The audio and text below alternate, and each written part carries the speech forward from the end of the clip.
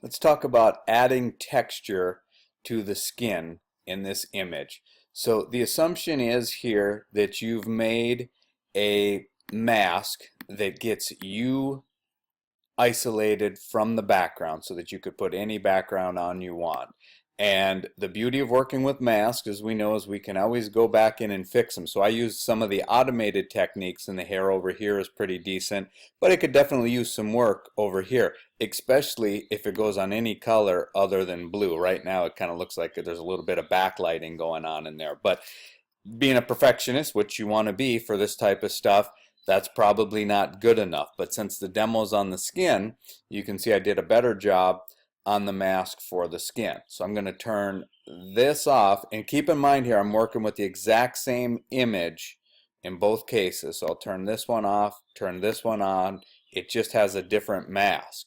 So what I did was I started with this image right here, and in this case there is no areas where the skin meets the background, but if there was, those were the areas that I would be ultra critical of, and again not so concerned about the hair since I know I can go back and do this.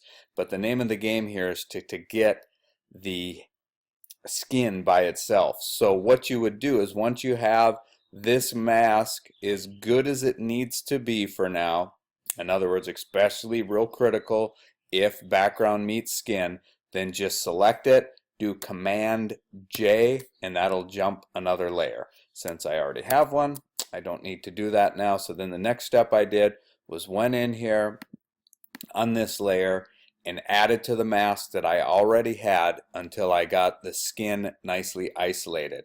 Now a couple things to note here is that when it came to the lips, let me just turn the mask on so you can see even better here. When it came to the lips, I just painted in there with gray. In fact, I probably just had the opacity turned down, which is why I have some overlapping in here, which I can fix. I didn't bring the ears in, which may be a mistake, but again, the beauty of masking is that we can change or add to that mask at any time. One change that I might want to make right now is just give myself a little more unity with the lips here. So I'll click on the mask to make sure that's what's selected. Go to the eyedropper tool just by clicking the letter I, sample this color, switch over to the paintbrush, shortcut B key, and then just paint these areas in with that exact same tone, which is just a medium gray. And then that way I'll have consistency in the lips. And generally, as long as you're not noticing it, things like this are probably fine because they're giving you that nice, not such a hard edge. Then I might want to go in here, sample the darker color, and just take care of any areas that are on the inside that aren't quite that dark. The rest of that's pretty fine. There's something that I didn't quite catch here, so with the black I'll just go ahead and take care of that. And then we'll switch back to this image, double click on the hand tool, see what we've got, and you can see that there's the two images that we're going to work with. Another thing to keep in mind, if you really have a hard edge between your chin and your neck, you may even want to consider putting different styles of texture on the face and the neck. And if your arm's showing, you may want to do that as well. So these are all things that leave you a ton of room for experimenting in a project like this. So let's go ahead and bring a texture into Photoshop. So I just went online and brought in some textures. Keep in mind you can also shoot some with the digital cameras that we have or you might have. You can scan any texture that you want to use. And if you are picking textures off the internet, make sure that they have a decent pixel count to them. So I found this tree bark here.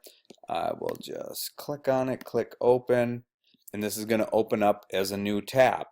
Now, while you have this as its own image, there's certain things that you may want to try. And I'm going to use the word may a lot or try this a lot because there are no hard, fast rules, but I'll just give you some suggestions that will give you different results that I would definitely suggest you experiment with. So one thing you may want to do is change this to grayscale right now. You may even want to bump up the contrast or lessen the contrast with the levels. All things that you've worked on throughout the semester, feel free to try any of those. If you see a bad spot in your texture, obviously get out the clone tool and fix it. I'm going to go ahead with it just as is. So what I'm going to do is grab the move tool, click on here, drag. You'll notice that it doesn't move, but I just have the mouse down and I'm clicking, I'm dragging, I'm going over to this tab right here. As soon as I do, it opens up. Still have the mouse down, bringing it back in over the top of this image, releasing the mouse. It's giving me some warning here, asking me, do I really want to convert the color profile? And I do. Not concerned about what color profile that was in. And then we want to make sure we have enough data here. Now, if you're concerned about making this bigger and losing detail, then just go back and get better texture. But a slight increase is not going to hurt anything. Best way to do that at this point is to first make sure this image is on the top, which they usually come in as the top layer, and then lower the opacity quite a bit so that you can see through to the other image and get an idea of what areas wouldn't be covered. So I need to definitely make this image larger. Easy way to do that, make sure this layer is selected, Command T to bring out the free transform tool, and you can see there's a lot more of the image here. The nice thing about working with the textures is, remember before we always had to be so careful that we weren't stretching or compressing things like I'm doing here, but now it really doesn't matter as long as it looks good. So I could just simply do that. If I wanted those grooves interface to be further apart, I could do that. Before I hit the return key and commit this transformation, I can bring the mouse up to the top and click and drag when the arrow changes like that, and maybe make the lines so that they run up and down her face, which is tilted, so I need to tilt this as well. Then it looks like I need to make it a little bit bigger down here, so I'll go ahead and do that. Once I get it exactly where I want it, I just hit the return key, and that free transform has solidified. Another thing that you may need to do that's related to the free transform tool is to warp the image. So the easiest way I found to get back there is just do exactly the same thing, do the Command T. It'll bring up the same options that you had in the free transform tool, but then go to this little icon right here and click it right here, and this switches you back and forth between free transform and the warp mode.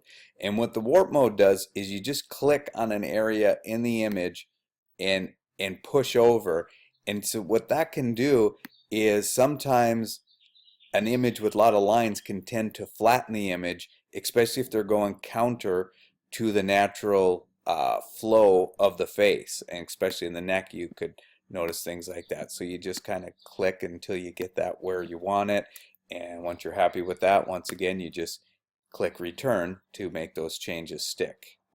I mentioned that before you brought this image in, you could take all the color out of it, but you can also do that here. Just simply select this layer, go to Image, Adjustments, and you can fully take the saturation out just by selecting this simple command. Keep in mind you could also go to Hue and Saturation and do a more moderate change, or even bring in some color swing to it, but that'll just give you black and white, so it has less color effect on the image. I'm going to Command Z that because sometimes bringing in images with colors can take you in a direction you didn't anticipate going. Now let's go ahead and apply the mask that we made to this layer, and all I'm going to do is just click on the mask from the skin layer and drag it up here. I no longer need this layer on, but I'm not going to delete it because you'll see it'll come in handy as a holding place later. Turn that off, and there's our texture applied to the face. Now we have exactly the problem that I talked about when we were going over the handout. Is it looks kind of like she's holding up a piece of bark with eyes and a mouth cut out of it. So the big issue that we have is that we're losing the highlights and shadows on the image. So what we need to do is use the dodge and the burn tool to paint those back in. So typically what I like to do is back up to this layer, take the opacity down to the point where it's easier for me to see where the dodge or where the highlights and the shadows are. And then what we do is we come over here to the dodge, burn, and the sponge tool are all housed together. Start with the burn tool. Actually, you can start with either one. You probably want the exposure at about 30, and you'll develop your own techniques for this as you go. You can make the mouse bigger or smaller by using the left and right bracket keys next to the P key. And so I'm going to look for those shadow areas and just swipe across, making sure that I am indeed on this layer and that it's not the mask that's selected, it's actually the texture itself. And I'm going to go in and I'm just going to swipe over all of the areas. In fact, probably the smartest way to work, it would be to start from the top down. Say, start in the forehead, and every area that's dark on her skin with the burn tool, I'm going to burn in here again. And you may want to go smaller for the smaller details, and it's just all this little stuff that's going to keep the image looking realistic so that it doesn't flatten out. And then as you do this, if this is an important texture for you and you want a lot of it, then you can go back and start to increase the opacity of it. But if you do that too soon, it's harder to find what details to bring back in. Now notice I just left it on midtones. You could experiment by changing it to shadows, which might give you even more darker and make it pop more, higher contrast. Then what you want to do is occasionally switch to the dodge tool, and that's where you want to paint the highlight area. So again, I'll go about 30% with that. So there's a nice highlight there. There's one there, right inside of that dimple. Make it a little bit smaller to bring that out. Go in the nose again. The whole forehead here is lighter. Come on down into the nose, this area here. Definitely have a nice highlight here.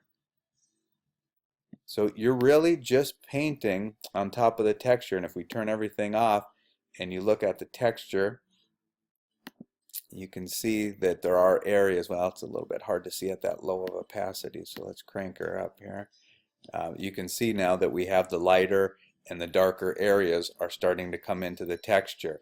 And if you look at this texture by itself and it still looks flat in areas like the chin, then you know you haven't done enough. So go ahead, turn the skin back on, turn the opacity down. Remember what those areas were that were bad. So one of them definitely was the chin. So while I've got the dodge tool out here, I'll go ahead and paint in the appropriate highlights, switch back to the burn tool, and do the shadows. And you're going to be doing an awful lot of that, so you may want to use a Wacom tablet if you have access to them.